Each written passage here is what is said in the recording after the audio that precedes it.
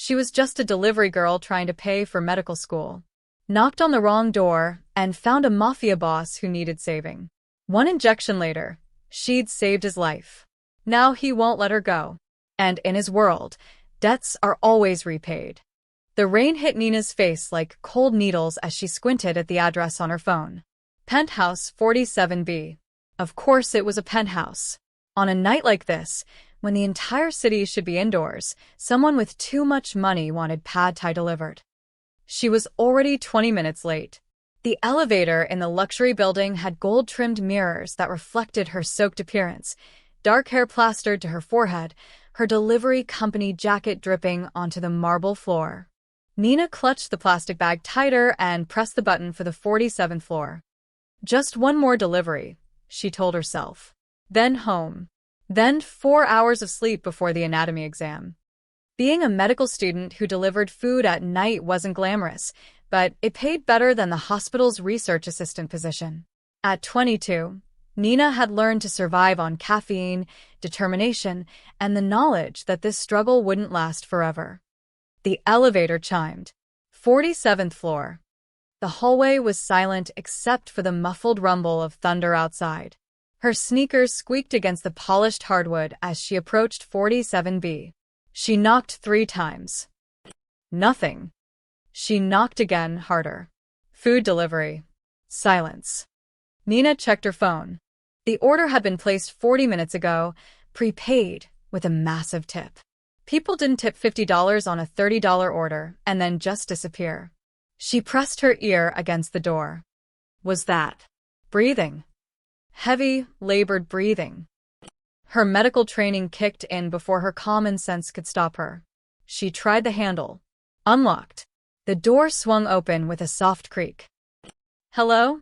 Sir, your food is. The words died in her throat. The penthouse was dimly lit, expensive furniture casting long shadows.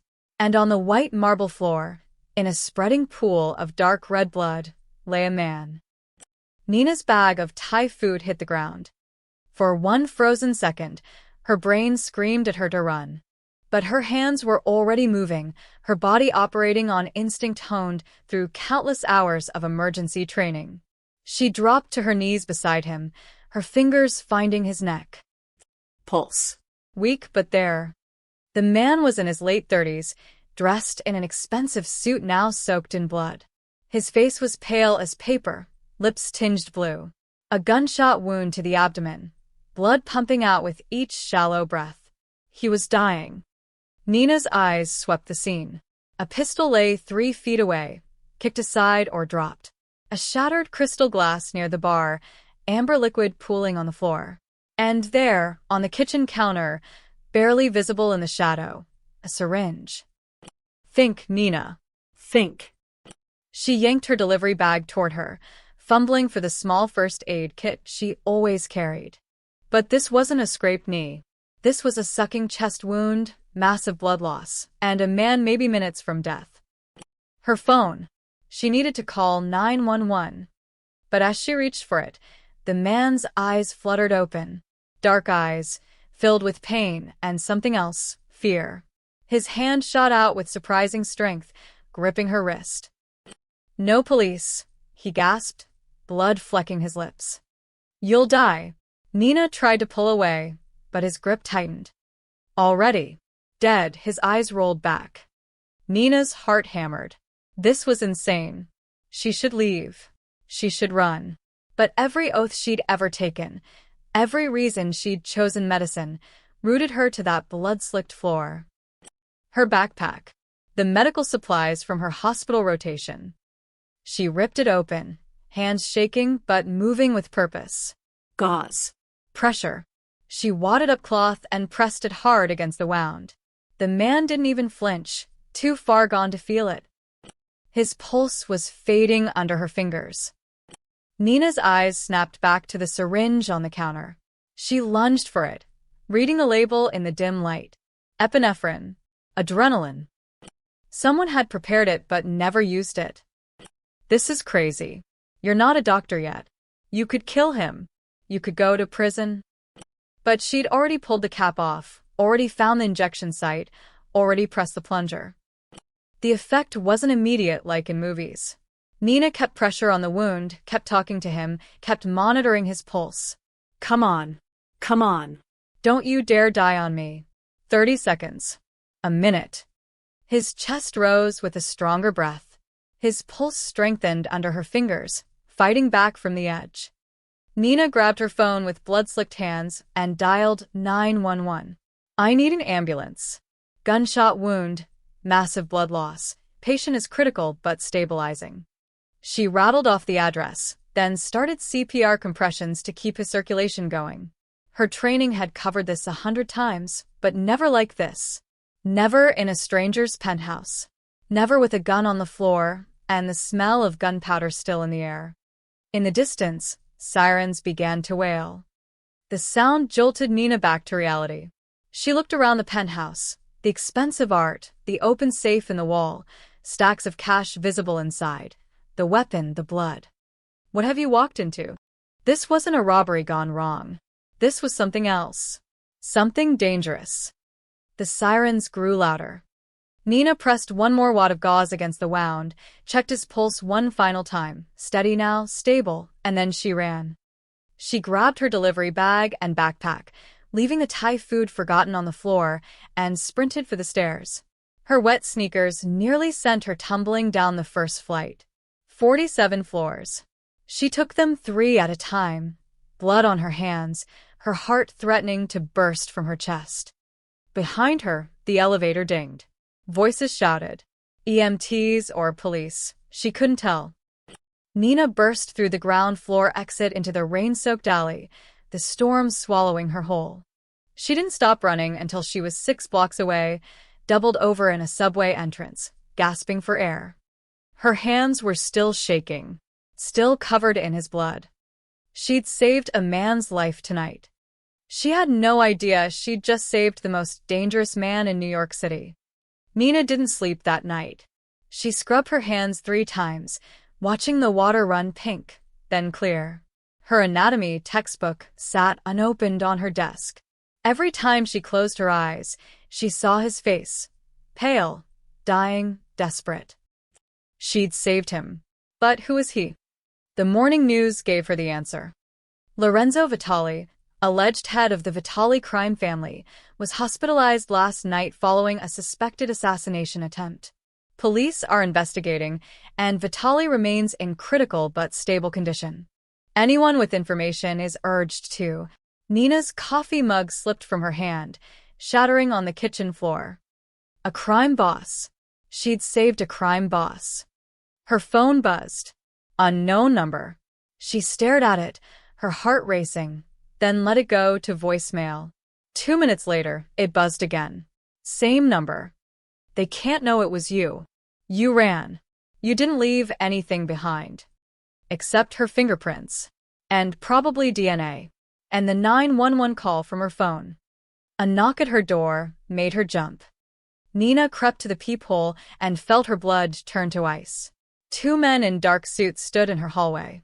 One was built like a refrigerator, the other thin and sharp-featured, with cold eyes that seemed to look directly through the peephole at her. Miss Alvarez, the thin one's voice was calm, polite even. We'd like a word. We're not here to hurt you. I'm calling the police. Nina shouted through the door. Mr. Vitali would like to thank you personally for saving his life. The words hung in the air. I don't know what you're talking about, Nina said, but her voice betrayed her. The Thai food order was placed from a burner phone. The building's security footage mysteriously corrupted. But you left your delivery company jacket in the stairwell. Size small. Employee number 847. Nina Alvarez, 22. Medical student at Columbia. The thin man's tone never changed. We're very thorough, Miss Alvarez. Nina's legs felt weak. She opened the door a crack, the chain lock still engaged. I just want to be left alone. Mr. Vitali insists. The car is downstairs. It wasn't a request. The mansion sat 40 minutes outside the city, hidden behind stone walls and iron gates that looked like they belonged to a medieval fortress. Nina sat in the back of the black SUV, sandwiched between silence and dread. The thin man, he'd introduced himself only as Marco, led her through marble halls decorated with Renaissance paintings that probably cost more than her entire life. They stopped at a pair of carved wooden doors. "He's expecting you," Marco said, pushing them open.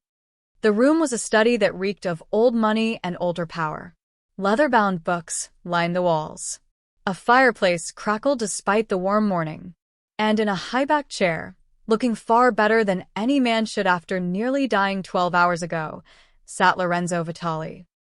He was handsome in a dangerous way, sharp jawline, dark hair graying at the temples, and those same dark eyes that had gripped her with desperate intensity last night. Now they studied her with curiosity and something that might have been respect. "Miss Alvarez," he gestured to a chair across from him. 3 other men stood in the shadows behind him, watching her like hawks. "Please sit." Nina remained standing. "I don't want any trouble. You saved my life. The only trouble you'd find here would be if you'd let me die," he smiled, but it didn't reach his eyes. "How did you know what to do?" "I'm a medical student. 2nd year. I work deliveries to pay tuition," the words tumbled out. "I had supplies for my hospital rotation. The epinephrine was already there. I couldn't let you die. But you could have called the police immediately. Let them handle it." Nina met his gaze. "You asked me not to. And you were dying. I made a choice." Something flickered across Lorenzo's face. Surprise, perhaps. He leaned forward, wincing slightly from the wound beneath his expensive shirt. "I owe you a debt, Miss Alvarez. Name your price." "I don't want money.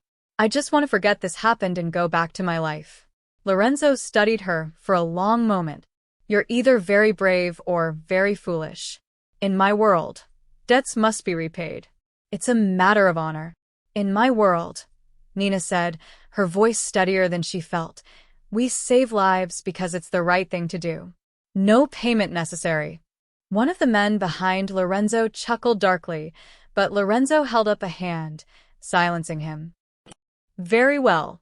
But understand, Miss Alvarez, whether you accept it or not, you're under my protection now. Anyone who learns you saved me might consider you valuable." The word hung in the air like a threat. Marco drove her home in silence. Nina climbed the stairs to her apartment in a daze, double-locked her door, and finally let herself breathe.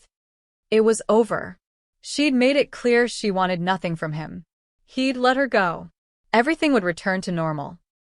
That evening, checking her university portal for her exam schedule, Nina saw the notification. Account balance, $0,000.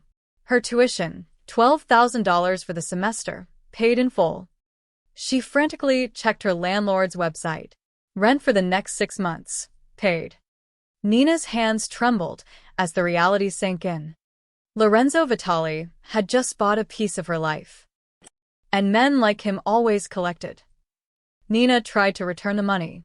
She called every number she could find connected to Lorenzo Vitali, all disconnected or answered by people who claimed ignorance. She went to the bank, but the transactions were untraceable, routed through offshore accounts and shell corporations. The message was clear. The debt had been paid, whether she liked it or not. For 3 days, she pretended everything was normal. She went to classes, took her exam, and picked up her delivery shifts. But normal was a lie she couldn't maintain. The black SUV appeared on Tuesday. Nina first noticed it outside her apartment building at 6 p.m., idling at the curb. The same SUV was parked across from the Thai restaurant when she picked up her first delivery. And when she pedaled her bike toward Greenwich Village with someone's curry order, it followed 3 car lengths behind. By the 4th delivery, Nina had enough. She pulled over on a quiet side street, let her bike clatter to the sidewalk, and marched straight to the SUV's tinted window. She banged on it with her fist. "I know you're following me. Either run me over or leave me alone." The window rolled down smoothly. A man in his 50s with silver hair and a kind face looked out at her. Not Marco. Someone new. "Miss Alvarez, please calm down." "Calm down? You're stalking me. We're assigned to your protection detail." Mr. Vitali's orders, he spoke like he was discussing the weather. My name is Tony. That's Sal in the driver's seat. We're here to make sure you're safe. I don't need protection. Respectfully, miss, you do. Word travels fast in certain circles. People know you saved Mr. Vitali.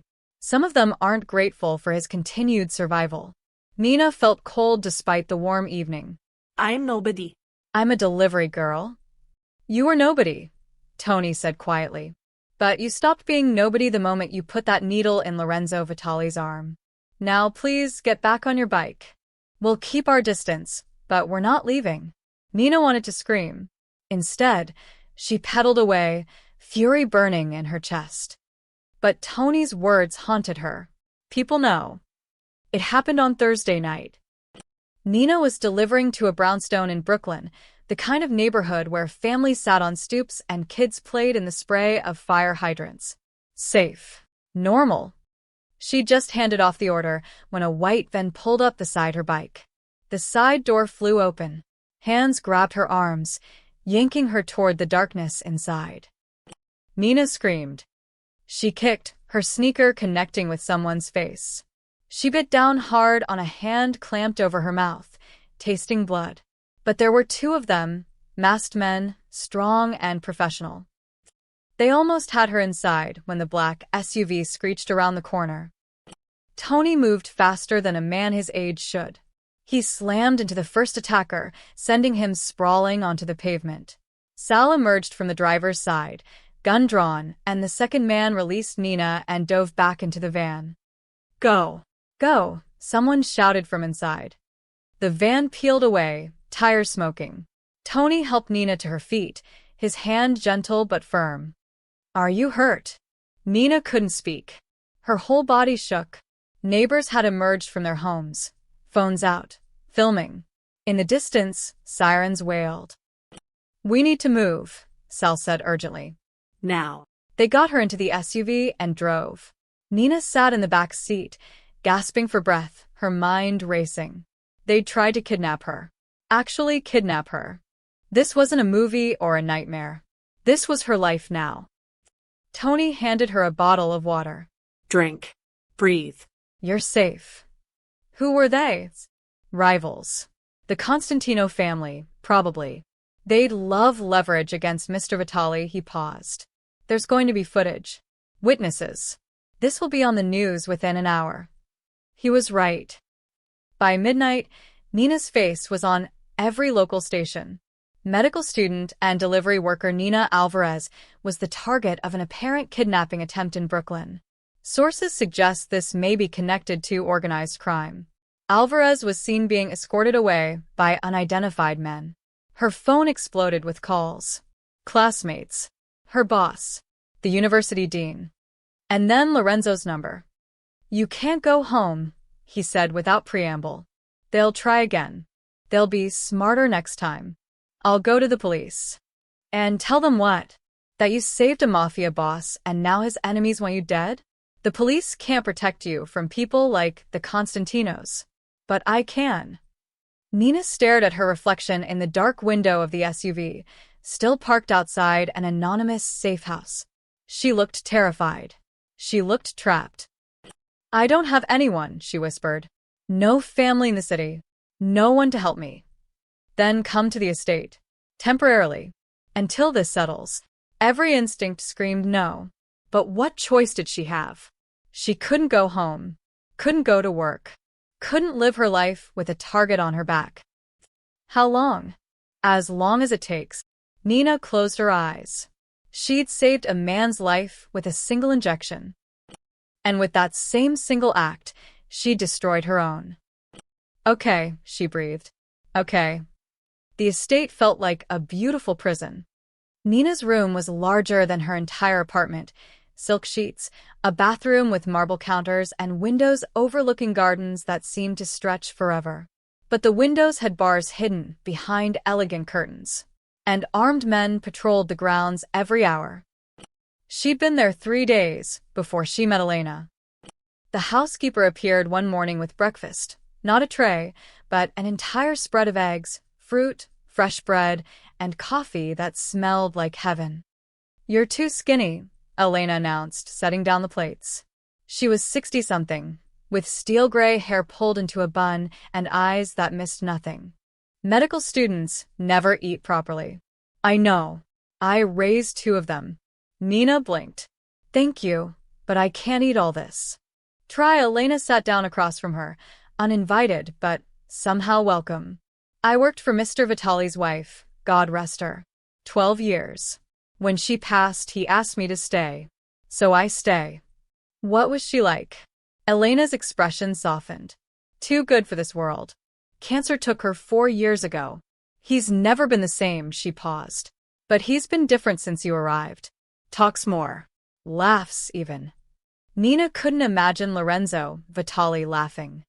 She met Rico that afternoon in the garage, a converted carriage house that held more luxury vehicles than some dealerships. Rico was under a vintage Alfa Romeo, only his legs visible, humming something operatic. You must be the girl, he called out without emerging. The one who saved the boss with a needle. Nina. Rico. He slid out from under the car, wiping grease from his hands. He was younger than she expected, maybe 30, with gentle eyes that didn't match the gun holstered at his hip. You like cars? I don't know anything about them. Perfect. I'll teach you, he grinned. Gets boring around here. Everyone else just talks about killing people. Nina laughed despite herself. It felt strange, laughing in a place like this. Rico became her unexpected friend. He drove her around the grounds, told her stories about growing up in Queens, and never once asked about that night in the penthouse. He treated her like a person, not a complication. But it was Lorenzo who unsettled her most. Still recovering, he couldn't leave the estate. So he spent hours in the library, a room filled with first editions and leather chairs that smelled of old wisdom. Nina found him there one evening, reading poetry. Dante, he said without looking up. Do you know it? Not really. Through me is the way into the woeful city, he quoted.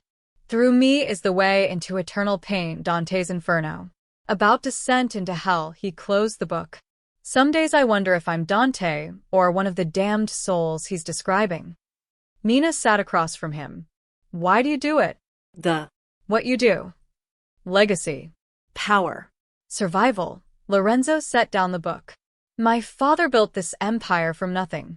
When you're born into it, you don't choose. You inherit. Like a disease passed through blood. You could leave. Could you stop being a doctor? I'm not a doctor yet. But you will be. Because it's who you are, he leaned forward, wincing slightly. That night, when you saved me, why? You saw the gun. The blood. You knew what I was. Nina met his gaze. Because saving a life is always the right choice. Even if that life takes others. The question hung between them like smoke. I don't know, Nina admitted. Maybe saving a life doesn't mean it's worth saving. But I have to believe everyone deserves a chance to choose differently. Something flickered in Lorenzo's expression. Pain, maybe, or regret. A week into her stay, Nina was exploring the estate when she found Lorenzo's private study. The door was ajar. Inside, she saw files spread across his desk. Orphanages. St. Michael's Home for Children. Sacred Heart Youth Center.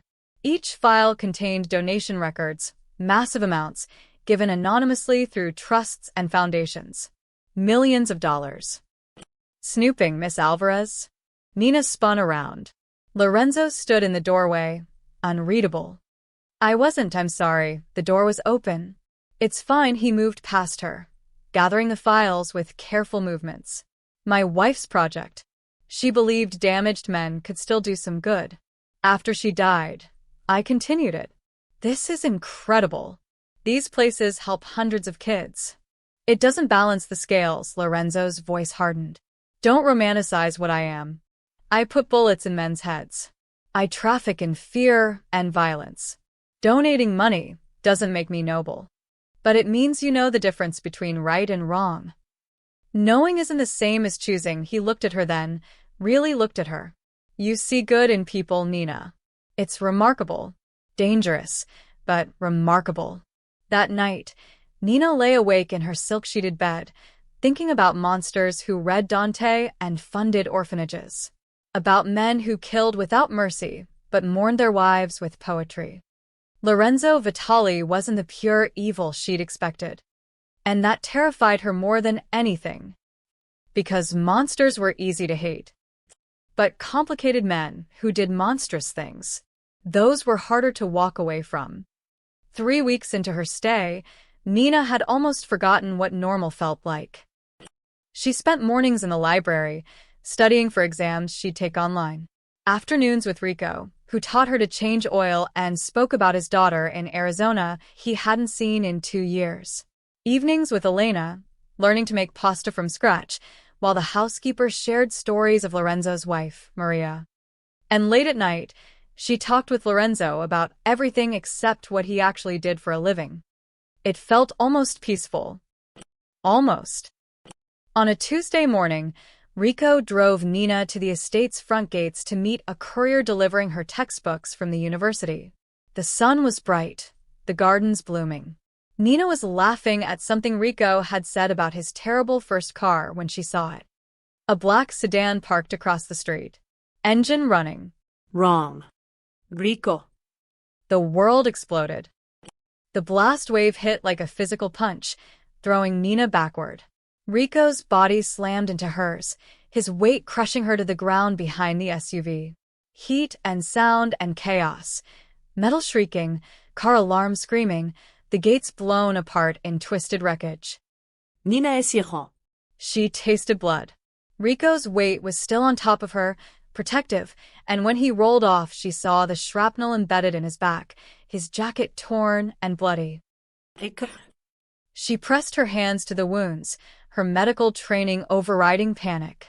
"Don't move, don't." "I'm okay," he gasped. "You?" "I'm fine, you saved." Guards swarmed them. Someone was shouting orders. Through the smoke and confusion, Nina saw the blackened crater where the sedan had been.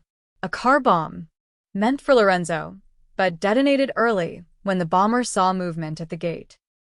If they'd been 5 feet closer, if Rico hadn't pushed her down, they'd both be dead. The estate transformed into a fortress. Rico was rushed to a private medical facility. Nina wasn't allowed to follow. Instead, she was escorted back to her room where she sat in shock, Rico's blood still on her hands, while armed men swept the grounds and helicopters circled overhead. Lorenzo appeared 2 hours later. His face was carved from stone, fury barely contained beneath the surface. "Are you hurt?"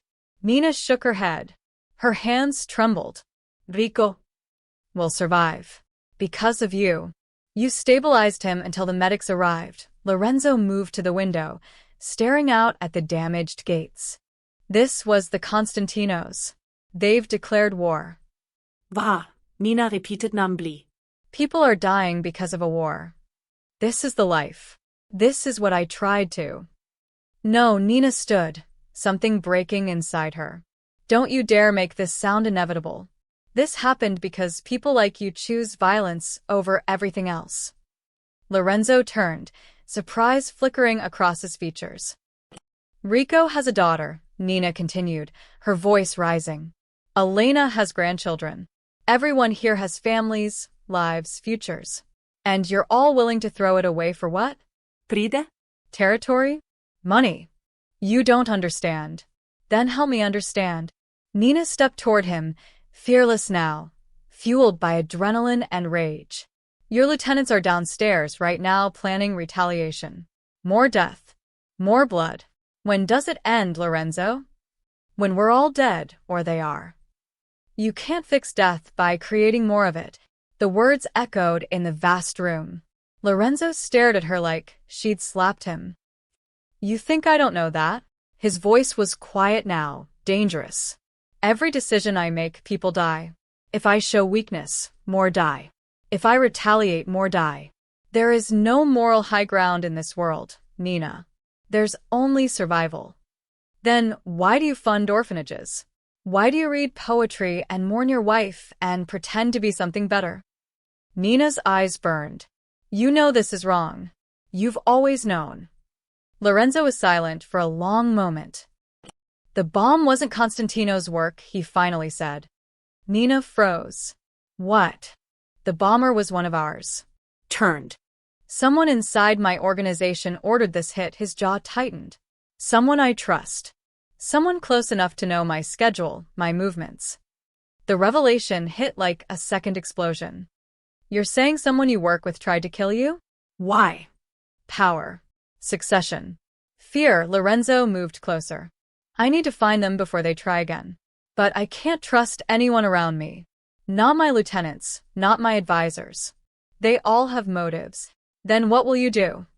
I need someone they can't manipulate. Someone whose presence keeps them civil. He met her eyes. I need you at my meetings. As an observer. They won't dare move against me with an outsider watching. You're asking me to be your shield. I'm asking you to save my life again, a ghost of a smile. You seem to be good at it. Nina should have said no. Should have demanded to leave, to return to her normal life. But Rico was in a hospital bed because of this war. Elena lived in fear. And somewhere in Lorenzo's inner circle was a traitor willing to blow them all to pieces. She wasn't an outsider anymore. She was a piece on the chessboard, whether she wanted to be or not. Fine, Nina said. But after this is done, I'm gone? Lorenzo nodded slowly. Agreed. They both knew it was a lie. The meeting started the next day.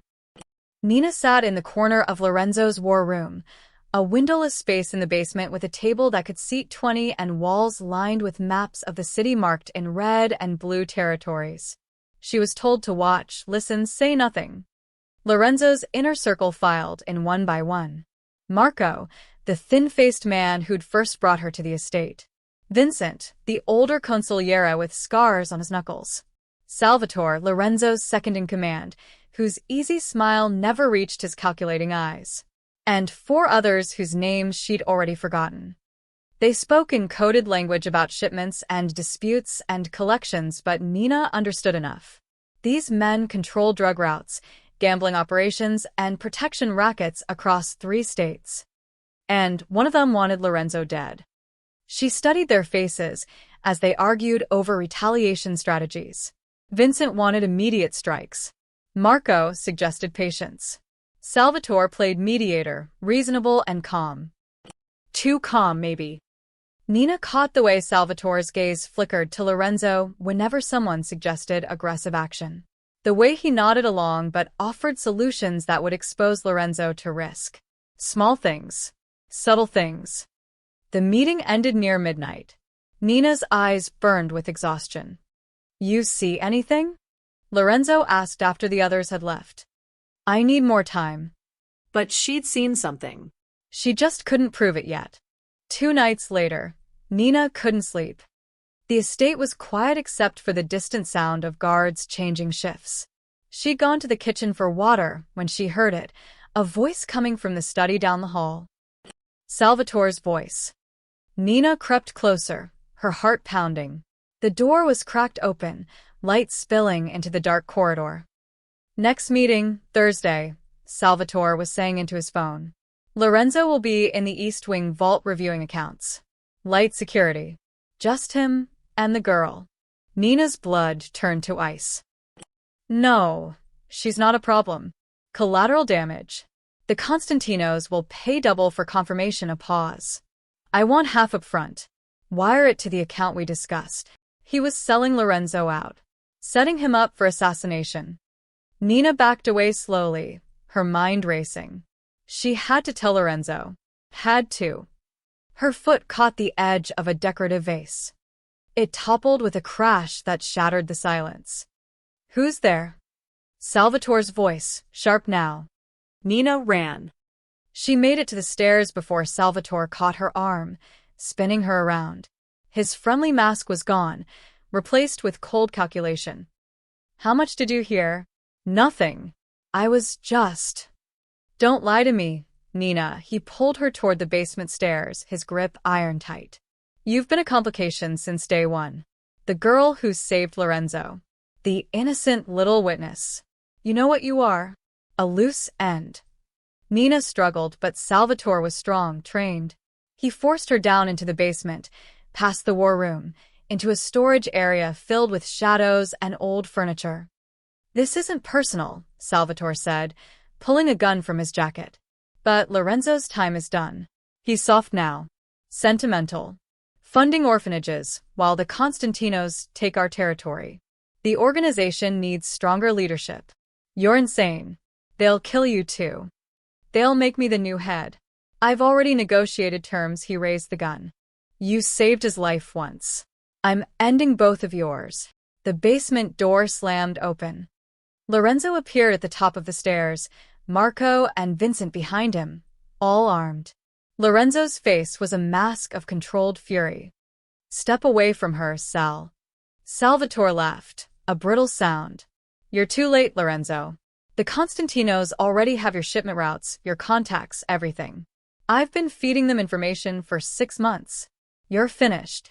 Then you should have killed me when you had the chance. Lorenzo descended the stairs slowly, each step deliberate. Instead, you got sloppy. Made phone calls in my house. You would have done the same in my position. I would have been loyal. It happened fast. Salvatore swung his gun toward Lorenzo. Lorenzo fired first. 3 shots center mass. Salvatore crumpled, the gun clattering from his hand. Nina stood frozen as blood pooled across the concrete floor. Another death. Another body. But this time, she'd seen it happen. Lorenzo moved to her, his hands gentle on her shoulders. Are you hurt? She shook her head, unable to speak. Get her upstairs, Lorenzo told Marco. Call our lawyers. This is going to get messy. Messy was an understatement. By dawn, police surrounded the estate. Salvatore's family demanded investigations. The FBI got involved, citing RICO statutes and organized crime connections. News vans lined the road beyond the gates.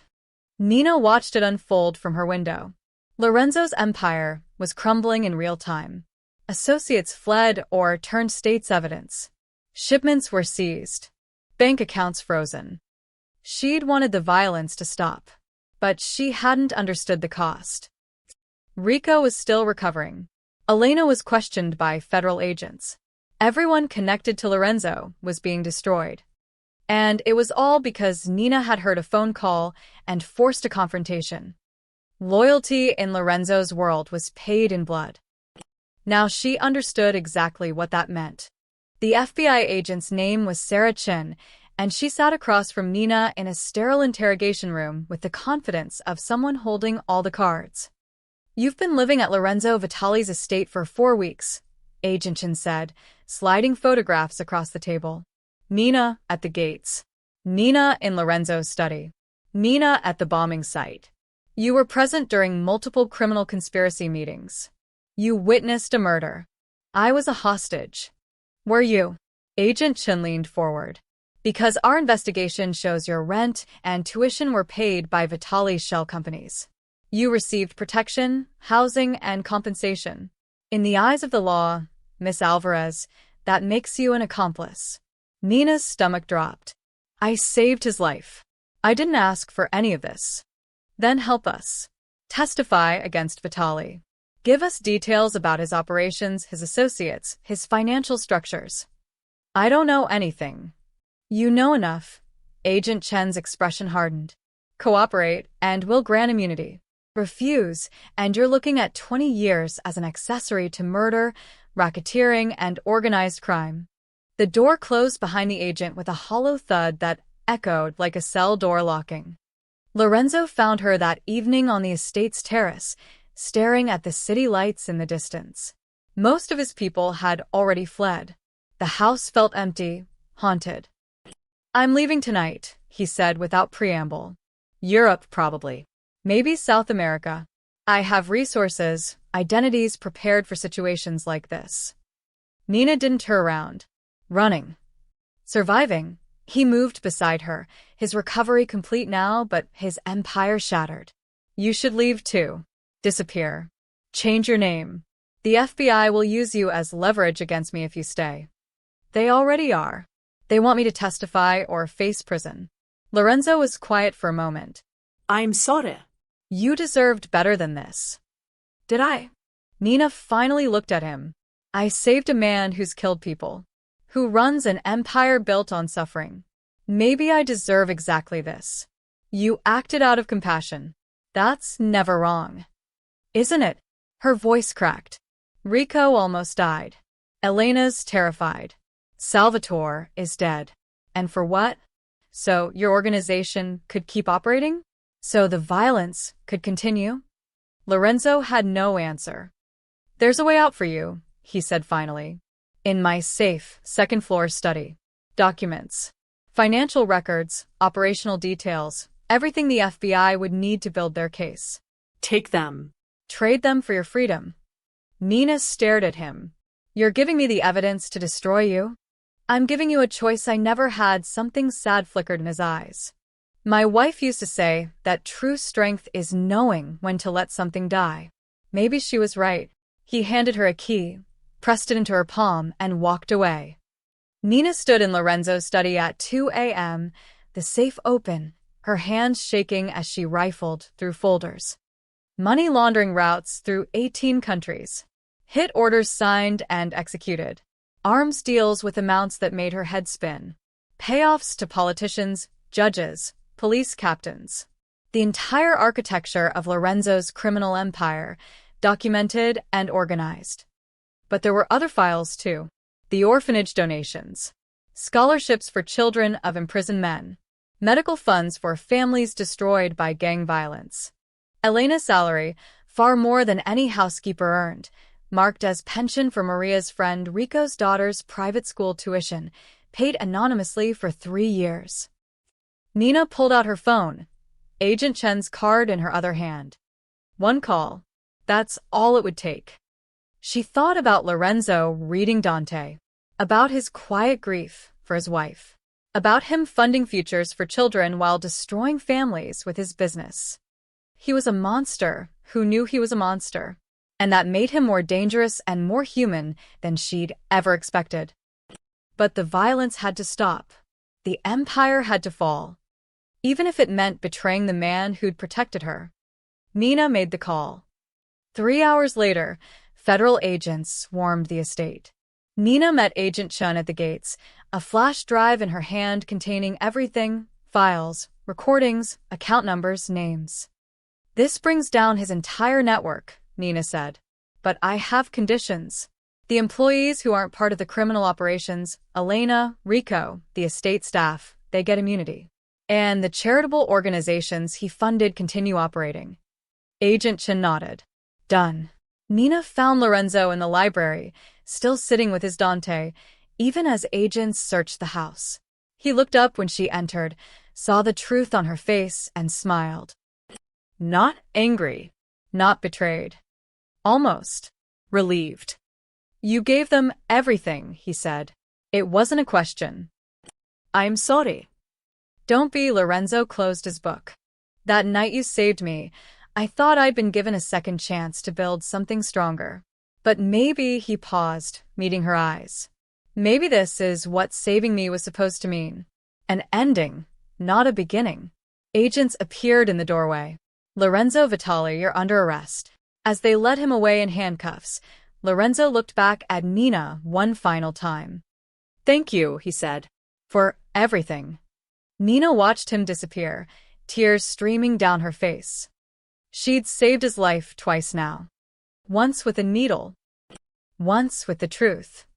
6 months later, Nina stood in the free clinic on the Lower East Side, stitching up a construction worker's hand while he complained about his boss in rapid Spanish. The clinic smelled of antiseptic and instant coffee, nothing like the marble halls of Lorenzo's estate. It smelled like home. Her testimony had been the keystone that brought down the Vitali organization. 43 arrests. 200 million in seized assets. The FBI had called it the biggest organized crime takedown in a decade. Agent Chen sent her a thank you card with a stiff handwritten note about civic duty. Nina had burned it. She'd returned to Colombia after the trial, a semester behind but alive and free. Her classmates whispered when she walked past. That's the girl who saved the mob boss. I heard she was his mistress. No, she was undercover FBI. Let them talk. Nina had learned that truth was complicated and other people's opinions were noise. Rico had recovered fully and moved to Arizona to be with his daughter. Elena retired to Sicily with enough money to never work again. The estate was seized and auctioned off, bought by a tech billionaire who turned it into a meditation retreat. Everything had changed. Everything except Nina's 6 a.m. alarm and the exhaustion of medical rotations.